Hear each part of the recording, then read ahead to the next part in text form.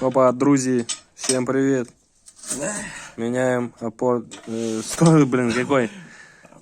Ступенчатый подшипник. Вот на восьмерке, ё-моё. На восьмерочке меняем. Меняем на вот этой вот ядерной тачке нафиг. С шестнариком.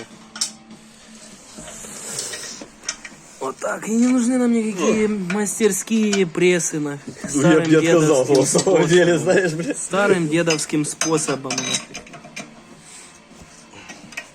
Не, а что, идет нормально нафиг. С тудым-сюдым и вторую сторону будем менять. Вот это мой правильно. Ай, блядь.